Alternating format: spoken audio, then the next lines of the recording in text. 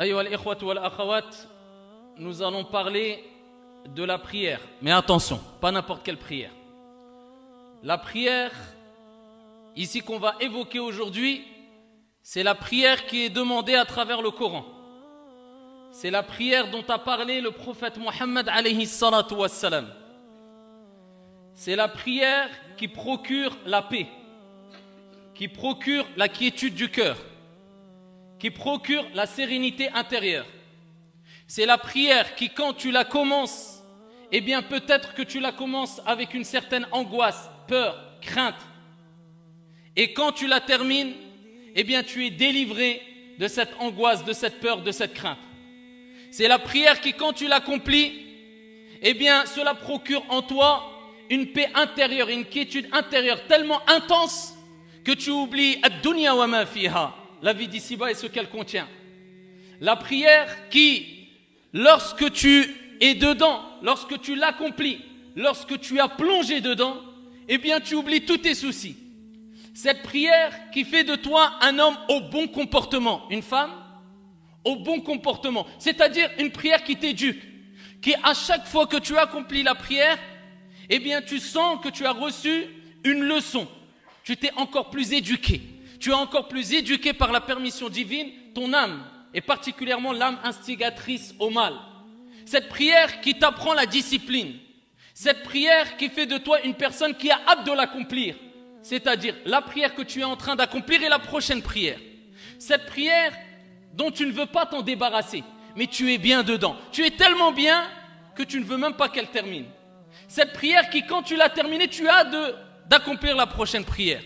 Cette prière qui, quand tu l'accomplis, eh bien tu sens un degré de spiritualité tel que tu ressens la grandeur de ton Seigneur Tabaraka wa Ta'ala, et ce ressenti te pousse à verser des larmes par crainte d'Allah Azza wa Jal. Cette prière qui augmente al-yaqin, la certitude, et at-tawakkul, la confiance en Allah Tabaraka wa Ta'ala. Cette prière-là, c'est de cette prière que je veux vous parler. Peut-être certains d'entre vous, et moi peut-être j'en fais partie aussi, vont se dire, mais de quelle prière il parle? Cette prière-là, moi je ne la connais pas. Eh bien, si tu ne connais pas cette prière, si tu n'as pas ressenti tout ce que j'ai cité précédemment dans une de tes prières tout au long de ta vie, eh bien, je peux te dire que peut-être tu as prié sans jamais prier. Voilà pourquoi l'imam Ahmed rahmatullahi alayhi a dit Ya'ti ala an-nasi zaman, viendra une époque où les gens yusallun wa hum la yusallun, ils prient ou ils prieront sans prier. C'est-à-dire qu'ils vont accomplir la prière, mais leur prière ne sera qu'un aspect extérieur. Ça sera quelque chose de mécanique, peut-être même une corvée, comme peut-être ça nous arrive. On se lève pour faire la prière, mais avec difficulté même, peut-être c'est une corvée. Qu'Allah Tabaraka wa Ta'ala nous en préserve. La prière, ce n'est pas une corvée. La prière, c'est une lumière. La prière, c'est une solution. La prière, c'est une délivrance. La prière, c'est l'acte d'adoration le plus aimé auprès de ton Seigneur Tabaraka wa Ta'ala. As-salah, c'est celle qui va te faire goûter à la paix intérieure et extérieure. Voilà pourquoi le prophète alayhi salatu wassalam, lorsqu'il parle de cette prière dont je vous parle, eh bien, il disait à Bilal al-Mu'adhin radiyallahu an, alors qu'ils étaient pris par des tornades d'épreuves, par des tempêtes d'épreuves, lorsque venait l'heure de la prière, le prophète alayhi salatu wassalam avait compris que cette prière, c'était une source de repos et de quiétude et de sérénité. C'est ça la spiritualité. C'est par cela que passe la spiritualité. Les gens qui disent je veux parler de spiritualité, je ne ressens plus rien, j'ai l'impression que j'adore mon Seigneur de façon mécanique. On a perdu la spiritualité aujourd'hui dans la communauté, illa man rahimallah, etc. Et la spiritualité, elle est dans la prière. Quand tu parles de spiritualité, tu ne peux t'empêcher de parler de prière. Et quand tu parles de prière, tu ne peux t'empêcher de parler de spiritualité. Et si tu as abandonné ta prière, c'est-à-dire ce que je vais citer par la suite et ce que j'ai cité précédemment, eh bien tu as abandonné la spiritualité. Comment veux-tu ressentir la spiritualité alors que tu ne ressens pas ta prière? Tu ne sais même pas combien d'unités de prière tu as prié. Tu ne sais même pas si tu as déjà fait vraiment une prière complète dans ta vie.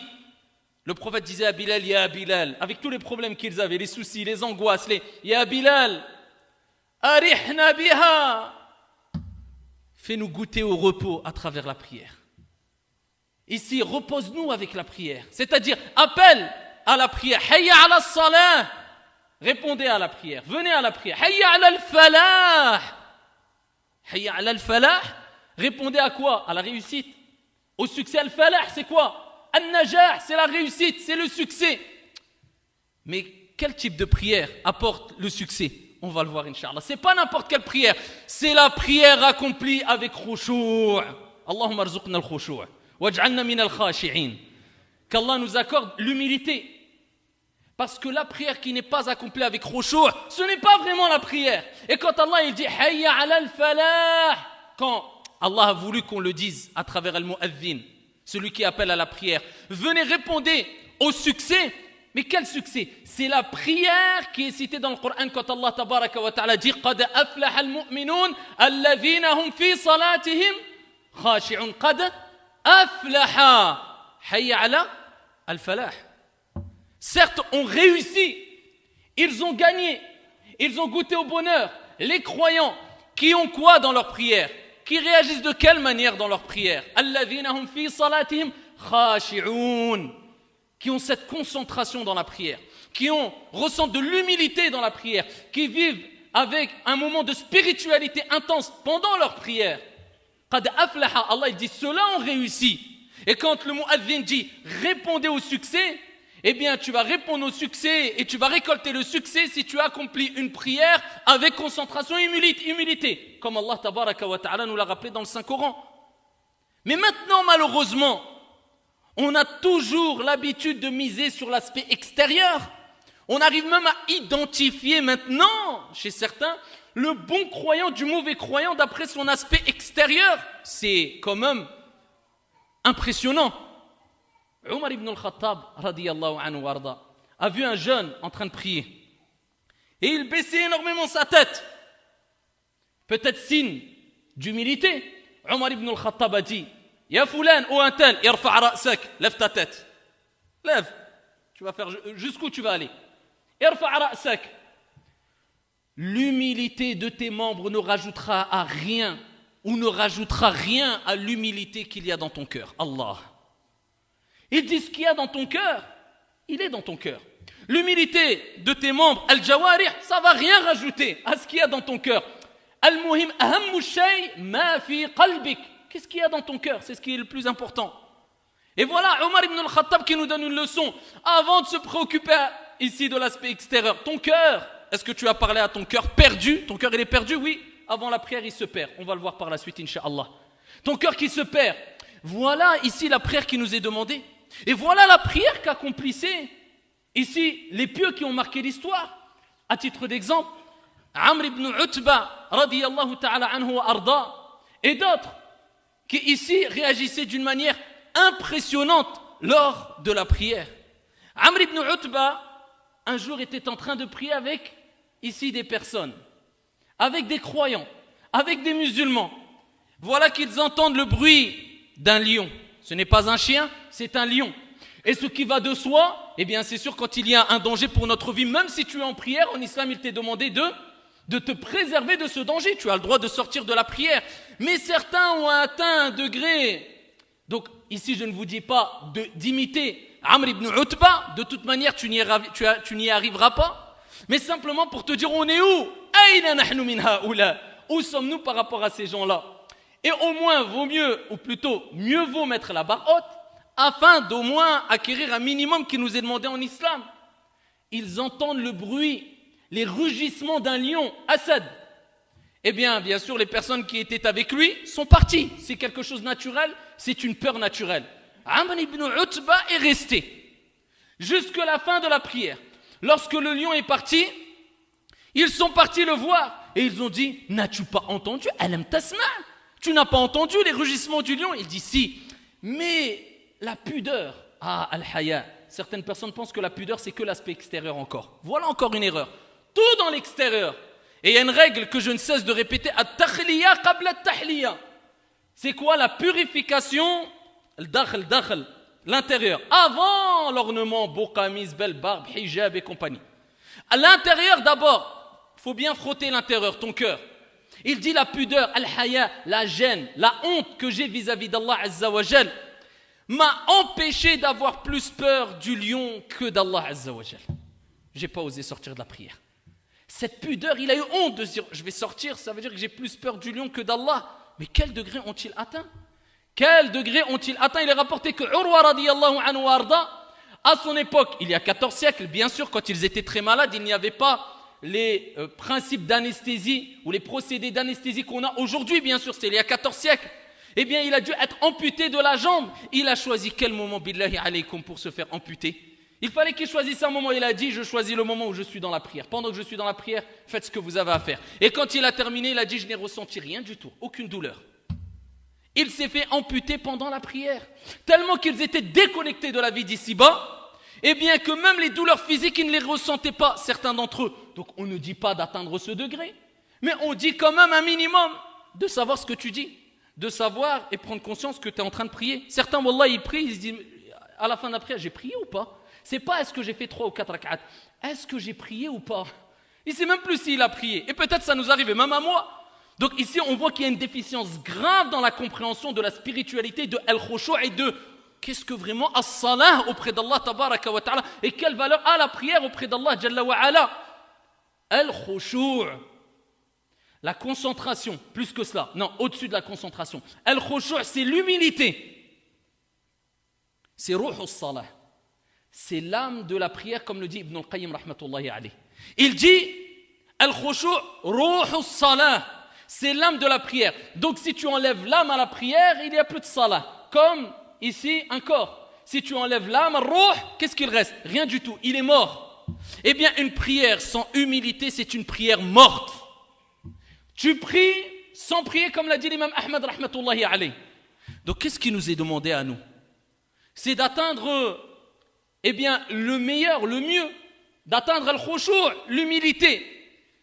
Ce que Dieu veut de nous, quelque part. Mais le minimum, c'est le premier degré. C'est quoi? Eh bien, c'est d'être concentré. Ça, c'est le premier degré. C'est le minimum.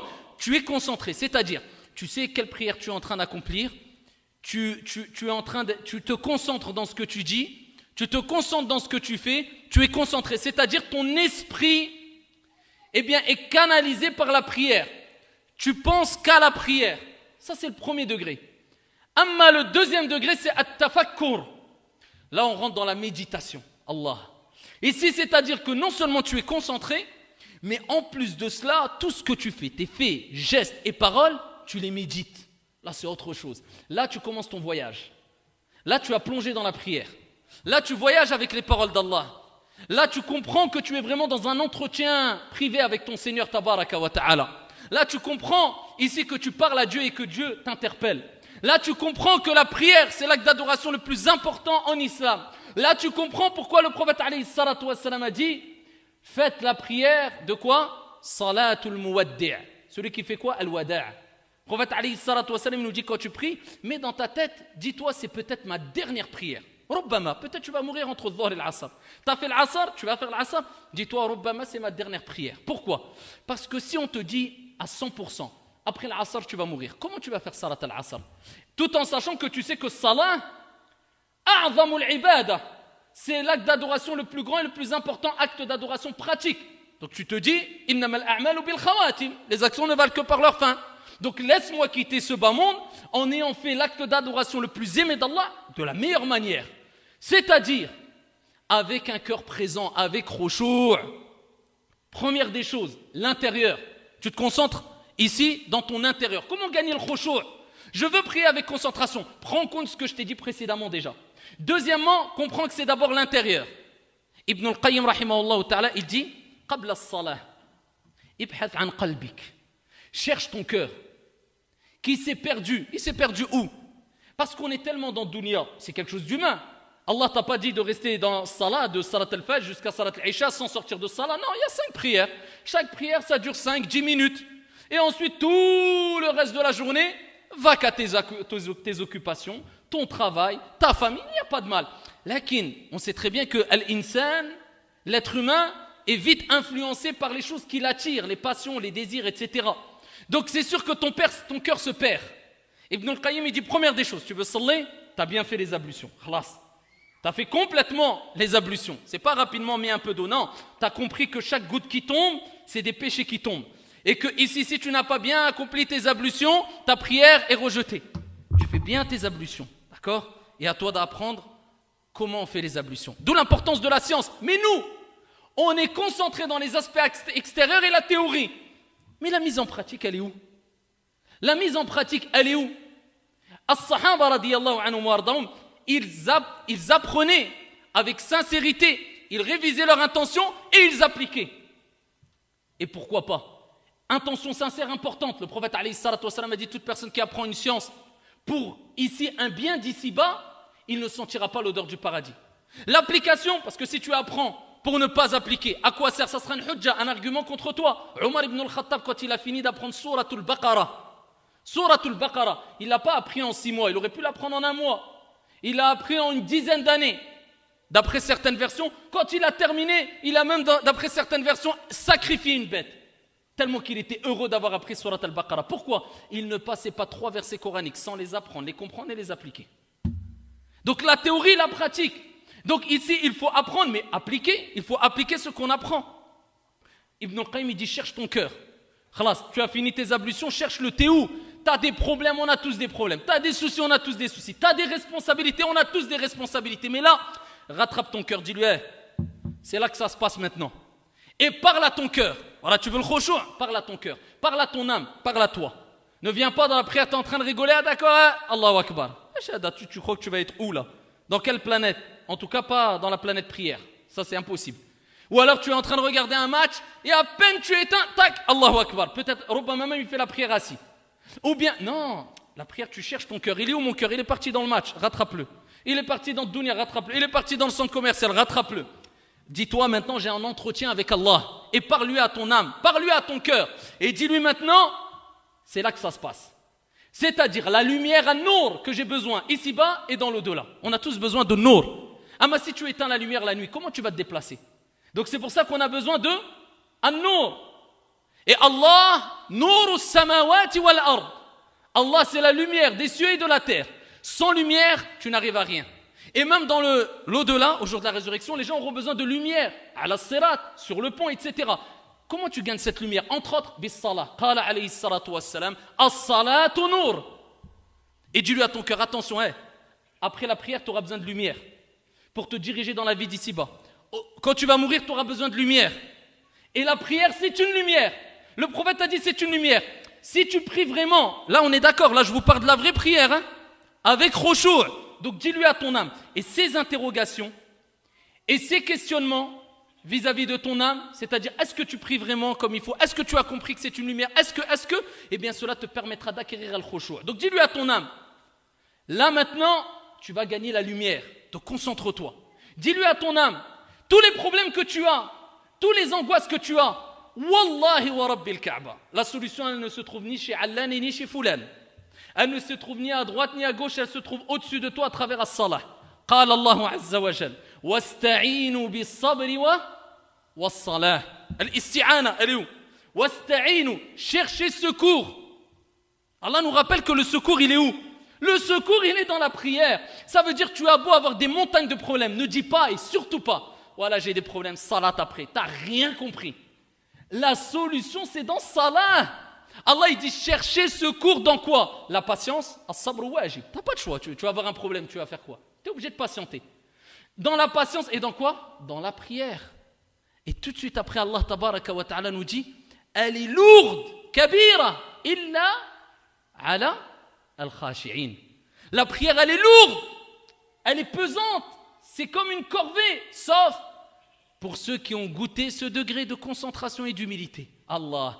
Donc dis-lui à ton âme, si tu veux apprécier la prière, goûter à la paix dans la prière, la sérénité, et tout être humain a besoin d'une pause. C'est pour ça que même des médecins, des spécialistes, des psychologues, des psychiatres, ils recommandent à des gens de quoi? Un moment dans la journée, il lui dit va faire du yoga, va faire de la méditation, il dit, parce que l'être humain, il y a un moment dans sa journée, il a besoin de stop, allez stop. Il laisse son cerveau se reposer. Ça, tu as besoin de ça. Nous, alhamdoulilah, les musulmans, on l'a 5 fois par jour. Ton cerveau, il se repose 5 fois par jour. Tu fais une coupure. Sinon, c'est quoi? Burn-out. Pourquoi les gens ils font des burn-out, ils n'en peuvent plus? Parce qu'il n'y a pas de moment dans la journée où il faut une coupure. Les gens ils disent quoi? Il me faut une coupure. C'est vrai ou pas? On n'a pas une coupure dans l'année pendant les vacances, on en a 5 par jour.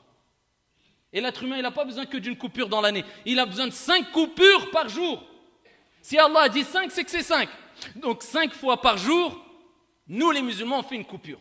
C'est un instant de méditation, un instant de pause, un instant tu oublies tous tes problèmes. Tu ici te sépares de la vie d'ici-bas quelque part. Eh bien dis-lui à ton âme, si tu veux goûter à ce repos-là pendant la prière, tu n'as pas d'autre choix que de quoi? Eh bien ici de te concentrer et de faire des efforts. Car la prière, afin d'avoir la concentration dans la prière, c'est un combat. Pendant la prière, tu vas combattre. Tu vas penser à ça, tu dis A'udhu billahi minash shaitanir rajim. Tu cherches refuge auprès d'Allah Azza wa Jal contre Shaitan, comme le prophète alayhi salatu wassalam a dit. Si ici Shaitan vient vous donner des insufflations, te faire penser à des choses pendant la prière, tu dois chercher refuge. Donc tu combats qui? Shaitan. C'est un combat. Parce que tu sais qu'il faut avoir l'humilité. Parce que sinon la prière va être lourde et tu ne pourras pas gagner la paix. Et tu ne pourras pas ressentir la paix et la sérénité dans la prière. Et le prophète il dit, il s'appelle Khanzab, fi riwaya Khinzab. Il a donné son nom. C'est un shaitan qui vient te perturber. Il te fait penser à ça, c'est humain. Et il dit, tu dis, A'udhu billahi minash shaitanir rajim. Tu tournes ta tête doucement un peu vers la gauche, vraiment légèrement. Et tanfuth thalathan. Tu souffles 3 fois, tu fais légèrement sur ta gauche. Il dit, le prophète il dit, c'est shaitan qui vient vous perturber. Donc tu combats même pendant la prière. Même aux compagnons ça leur est arrivé. Donc sache que pour gagner l'humilité et la concentration, c'est un combat. Ça demande des efforts même pendant la prière. Et tu combats. Et sachez que le prophète Ali Abdalus Salati wa Taslim a dit, certains auront de la prière 1/3, d'autres 1/6, d'autres 1/4, d'autres 1/2, d'autres rien. Ça dépend de quoi? Ta concentration. Si pendant 1/3 de la prière, tu as été concentré, tu auras l'ajr, la récompense que de 1/3. Si pendant la moitié de la prière, tu as été concentré, le reste, tu as la récompense que de la moitié. En tout cas, tu as fait ta prière, même si tu n'as pas eu de khushu'. Mais l'ajr, la récompense et les fruits de la prière, tu ne les auras pas. Donc si tu veux gagner les fruits de la prière, al-thamarat, eh bien tu dois te concentrer. Dis-lui à ton âme, instigatrice au mal, et à ton cœur, qui s'est perdu, que si tu veux qu'Allah te pardonne tous tes péchés, al-khushu', parle à ton cœur, dis je vais gagner, je vais perdre énorme. Si je ne me concentre pas, je perds la lumière, je perds le secours d'Allah. Tous les problèmes que j'ai, wallah al-adim, la solution elle se trouve dans la prière. Donc je vais perdre le secours d'Allah. Certaines personnes disent je prie vite parce que je dois aller voir ceci et cela pour régler mon problème. Ouais, régler ton problème c'est dans la prière, tu n'as pas compris encore. Allah il te teste. Allah il veut quoi que ce soit, il dit kun fayakun. Allah il te dit wasta'inu bis sabri was salah. Tu as des problèmes de famille, as-salah. Tu as des problèmes d'argent, as-salah. Ista'inu bis salah. Cherchez secours dans la prière. Tu as des problèmes de santé, Allah il te dit ista'inu bis salah. Cherchez secours dans la prière. Tu as des problèmes d'angoisse, ista'inu bis salah. Allah il te dit cherchez secours dans la prière. La solution c'est dans la prière. Dis à ton âme et à ton cœur, tu vas perdre énorme, tu vas perdre la lumière, tu vas perdre le secours, tu vas perdre la paix, tu vas perdre la sérénité, tu vas perdre le fait qu'Allah te pardonne tes péchés. Rapporté par At-Tabarani bi sanadin sahih. Le prophète Ali Abdalus Salati wa Taslim a dit, quand le croyant il veut faire la prière, il commence à salah, yabda salah. Le prophète il dit au-dessus de sa tête. Ils sont au-dessus de sa tête et quand il fait as-sujoud, tous ses péchés tombent. Et c'en est ainsi jusqu'à ce qu'il termine la prière et il n'a plus de péché. Allah. Ça veut dire qu'Allah il te rappelle que au moment de la prière, tous tes péchés sont au-dessus de toi et Allah te met en condition pour que tous tes péchés partent et tombent facilement. Juste quand tu fais sujoud, tout tombe. Donc tu vas perdre ça aussi, ya Abdallah. Donc si tu es prêt à perdre tout ça, dis-toi, eh bien, je prie sans khushu', sans humilité. Rappelle-toi de tout cela et dis-toi, la prière, sans khushu', je n'aurai aucun fruit. Et parmi les plus grands des fruits de la prière, c'est quoi? Allah tabaraka wa ta'ala dit dans le Coran, Inna as-salata tanha 'anil fahsha wal munkar. La prière, elle t'éloigne, elle te défend, elle te protège. De quoi? Al-fahsha, tout ce qui est mauvais, perversité, etc. Ou al-munkar, la turpitude. Ça veut dire quoi? Ça veut dire que si tu fais une prière bien accomplie avec khushu', wallahu wa rabbil ka'ba, tu vas avoir ce que recherche tout le monde et ce qui fait partie des critères des meilleurs des croyants Et ce qui fera de toi une personne proche du prophète Mohammed alayhi salatu wassalam au jour de la résurrection, husnul khuluq, le bon comportement. Des gens, aucun changement dans leur comportement. Wallah, le problème c'est sa prière. Ad-dalil, la preuve, Allah il dit, la prière, elle va t'éduquer, elle va te réformer, elle va t'éloigner de tout ce qui est mauvais, les turpitudes, le blâmable, les perversités. Si toi tu ne changes pas et tu as un mauvais comportement, al-ulama, les savants disent, c'est une preuve qu'il n'accomplit pas bien sa prière. Par contre, celui qui a un bon comportement, c'est une preuve, parmi les preuves qui prouvent, incha'Allah, qu'il accomplit complètement et correctement sa prière. Donc, si tu veux un bon comportement, tu veux te réformer, tu dis, j'y arrive pas. Wallah, il y en a, ils te disent, j'ai des maladies, j'arrive pas à changer. Je suis dur, je suis mauvais, je suis jaloux, j'arrête pas de calomnier, j'arrive pas à m'arrêter. Ou alors, s'il le dit pas au fond de lui, il dit, Wallah, Allah ghalib, j'arrive pas.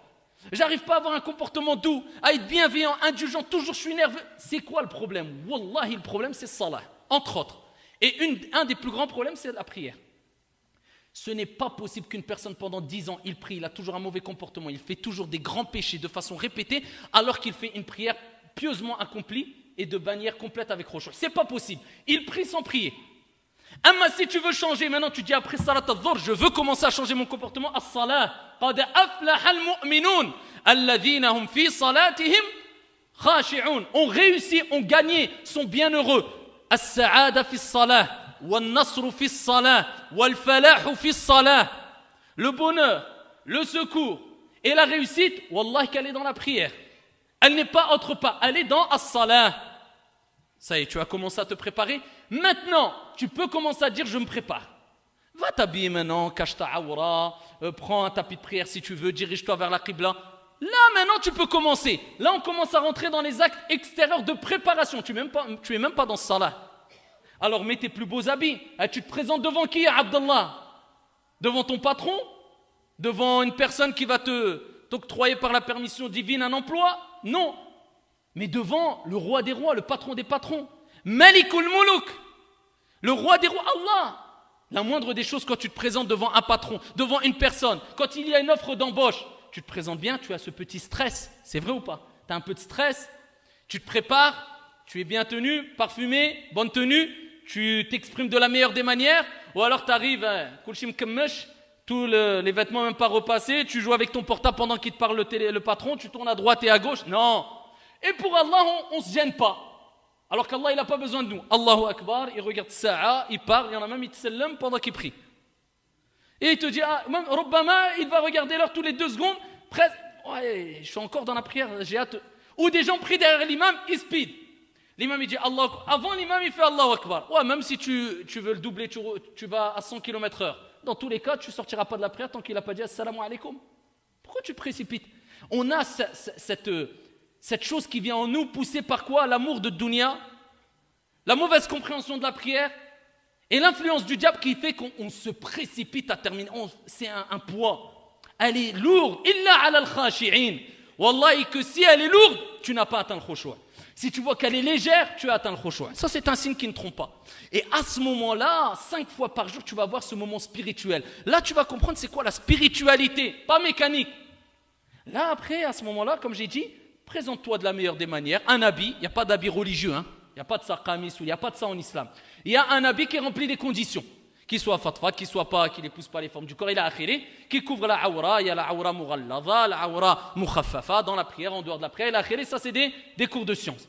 Donc ici tu te présentes de la meilleure manière, tu t'assures de sentir bon de la bouche. Le prophète il a interdit de venir à la mosquée si vous sentez de l'ail ou de l'oignon, pour pas faire fuir les gens, parce que le malaïka ils prennent la fuite des mauvaises odeurs et ils n'aiment pas les mauvaises odeurs, comme l'enfant d'Adam n'aime pas les mauvaises odeurs, tu sens bon, Allahu Akbar. Là tu peux commencer à prier. Si tu as faim, va manger d'abord, ya Abdallah. Le prophète il dit si le repas est prêt et salat, elle est là tant qu'elle ne sort pas de son temps, commence par at-ta'am. Pourquoi? Pour avoir le khushu'. Même la nourriture, le prophète il dit mange. Le principal c'est que tu pries avec khushu'. Si akramakumullah, tu es pressé d'aller aux toilettes, akramakumullah, va d'abord aux toilettes. Et ensuite, si tu as des choses à faire, par exemple, certains frères ou certaines sœurs, ils ont quelque chose à faire ou le ménage à faire. Attends, je me débarrasse du ménage comme ça, après, la prière, elle va sortir. Non. Ya Abdallah, si tu veux le baraka dans tout ce que tu vas entreprendre chez toi, à travers tes tâches ménagères, à travers tes responsabilités, toi mon frère ou toi ma sœur, à travers ton travail, À travers ton temps, il faut faire devancer la prière. C'est qui met le baraka, la bénédiction dans le temps? Allah. Donc dis-toi, ça ne sert à rien que je speed à 200 à l'heure. La bénédiction, je l'aurai d'après le temps que j'ai mis pour ma prière. Et tant que tu ne te lasses pas d'adorer Allah, Allah ne te lasse pas de te récompenser. Et à partir du moment où tu te lasses d'adorer Allah, Allah Azza wa Jal va t'abandonner. Donc n'oublie pas ça, ya Abdallah. Quand tu es prêt, ça y est, tu es en condition, va dans un endroit où on se prosterne. Al-Masjid, ça renvoie vers quoi? Al-Makan alladhi nasjudu fih. C'est l'endroit où on fait la prosternation, c'est ça le masjid. Donc prends un masjid chez toi. Un endroit où tu le gardes spécifique pour faire la prière. C'est mieux. Sinon tu pries n'importe où. Toute la terre d'Allah est un lieu de prière. Mais c'est mieux de garder un endroit et c'est là où tu pries. Toi, ton épouse, tes enfants, etc. Et sache que ça va être une cause de la lumière qui rentre chez toi. Si tu pries avec khushu', t'étonnes pas, tu dis ça fait 20 ans que je prie, c'est la guerre chez moi. Tu pries pas vraiment toi. C'est pas Nour qui est rentré, c'est Dhulumat. Parce qu'il n'y a pas de khushu'. Tu n'es pas présent, c'est mécanique. Et donc ici, quand tu as accompli ça, là tu rentres dans la prière. Et là tu dois faire quoi? Te concentrer. Normalement tu es concentré là, si tu as appliqué tout ce que j'ai dit. Et là tu dis Allahu Akbar. Première des choses, c'est quoi? Ismu tafdil. C'est là que tu reconnais que Allah est le plus grand. C'est-à-dire quoi? Allahu Akbar min kulli shay. Il est plus grand que n'importe quoi. Mes problèmes, mes soucis, la vie d'ici-bas, l'argent, ma santé. Voilà. Ça veut dire tu dis Ya Allah, je fais devancer ton adoration sur tout le reste parce que je sais que c'est toi qui vas gérer tout le reste. Et si je prie comme tu veux, tu vas me faciliter tout le reste. Et si j'abandonne la prière, tu vas m'abandonner en dehors de la prière. Voilà. Allahu Akbar. Et Allah veut que tu répètes à chaque fois ça. Quand tu fais ruku', Allahu Akbar. C'est comme s'il te dit, tu as oublié, tu es en train de t'évader, n'oublie pas, Allahu Akbar. Allah est plus grand que ce que tu es en train de penser. Tu te relèves, Sami Allahu liman hamida, Rabbana wa lakal hamd. Allahu Akbar, sujoud. Tu as oublié encore, tu commences à Allahu Akbar. Attention, Allah est plus grand que ce que tu es en train de penser. Et ça te rappelle, le takbir, takbiratu. Ici, al-intiqal, les takbirat que tu répètes, ça te rappelle à l'ordre. Et quand tu récites le Coran, concentre-toi et comprends. Là, c'est tadabbur. Afala yatadabbaruna al-Qur'an. Am ala qulubin aqfaluha. Allah dit, continue à ne pas méditer le Coran ou ont-ils des cadenas dans le cœur? Là, on passe au degré le plus haut. Tu médites les versets coraniques. Moi, alhamdoulilah, rabbil alamin, rahman rahim. Certaines personnes, wallahi al-adim, moi j'ai fait le test. C'est pas pour critiquer ou autre, je l'ai gardé pour moi. Je ne comprenais pas comment ils priaient. Wallahi, quelquefois, je me mettais assis comme ça. Je regardais certaines personnes. Attention, je ne suis pas un espion, hein, mais je regardais parce que j'essayais de comprendre. Et wallahi, je récitais, comme je dis depuis tout à l'heure, à 200 à l'heure surat al-Fatiha. À peine j'étais arrivé à Iyyaka na'budu wa iyyaka nasta'in, il est déjà dans le ruku'. Je dis wallah, je comprends rien. Alors tu cherches les avis des savants. Oui, il y a certains avis minoritaires qui disent surat al-Fatiha à la colline. Tu dis quel madhab il est lui, je comprends pas. Il récite surat al-Fatiha ou pas? Alhamdulillahi rabbil alamin. Allah te répond. Ar-Rahman ar-Rahim. Comprends ce que tu dis, Abdallah. Petit à petit. Et je dis pas de rester 2 heures dans ce salat, surtout si tu es imam.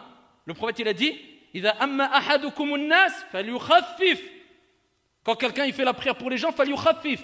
Il allège la prière parce que derrière il y a le daïf, il y a le faible, mais quand tu es chez toi, prie comme tu veux. Ici tu médites les paroles d'Allah tabaraka wa ta'ala, tu te dis c'est peut-être ma dernière prière. Là tu es en condition, tu es dans la prière et là tu es en train d'adorer Allah et dans la prière, n'oublie jamais ça. Ad-du'a, et je terminerai avec ça. Fais des invocations.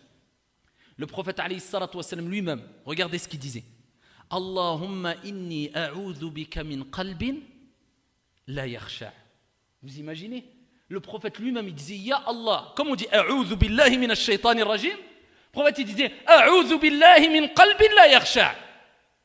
Et c'est le prophète alayhi salatu wassalam. Donc on a besoin de dua. Le prophète lui-même disait ça. Il disait Ya Allah, je cherche refuge auprès de toi contre un cœur ici qui est quoi? Qui n'a pas cette humilité. C'est quoi le khushu'? C'est hudur al-qalb. C'est la présence du cœur. Dans tout tu as besoin de khushu'. C'est pas que dans la prière, hein.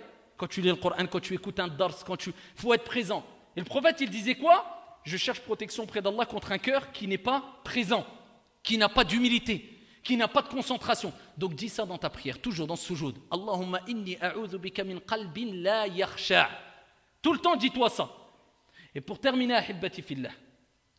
Et ici, pour argumenter une fois de plus ce que je vous ai dit précédemment, et pour vous rappeler que le succès passe par la prière. Ici-bas et dans le delà. Dans le delà, c'est-à-dire gagner les plus hauts degrés du paradis, passe par la prière aussi. Allah tabaraka wa ta'ala dit dans le Coran Et il commence par ces versets coraniques. Qad aflaha al-mu'minun. Donc il parle de falah au début. Regardez, ici il parle de réussite. Fi dunya wal akhirah. Qad aflaha al-mu'minun.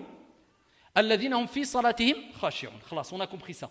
Le succès, la réussite dans tout ce que tu vas faire dans ta vie, c'est dans la prière. Et plus loin, il décrit d'autres catégories de personnes. Et quand il termine de parler de ces gens-là, qu'est-ce qu'il dit? Et il a commencé par Qad aflaha al-mu'minun alladhina hum fi salatihim khashi'un walladhina hum 'ala salawatihim yuhafizun. Ulaika humul warithun alladhina yarithuna al-firdaws hum fiha khalidun. Allahumma ij'alna minhum. Il dit c'est ceux qui prient avec concentration et après il dit ça suffit pas. Walladhina hum 'ala salawatihim yuhafizun. Ça y est, tu as réussi à atteindre le khushu'. Et il dit ce sont ceux qui préservent leur prière. Mais quelle prière? On a parlé de la prière avec falah, il dit au début Allah Azza wa Jal. C'est-à-dire la prière qui va faire récolter le falah, le succès, avec khushu'. Donc préserve ta prière. Dis-toi, chaque prière c'est quelque part un combat. Chaque prière c'est un effort. Qu'est-ce qu'ils vont gagner? Ils vont hériter. Hériter de quoi? Alladhina hum. Ici ceux qui vont hériter de al-firdaus. Le degré le plus haut du paradis, hum fiha khalidun, ils y seront éternellement. La preuve que la prière, c'est al-falah, c'est la réussite ici-bas et dans l'au-delà. Et deuxième des choses, n'oublie jamais ça et je termine avec cela. Regarde ton comportement dans la vie de tous les jours.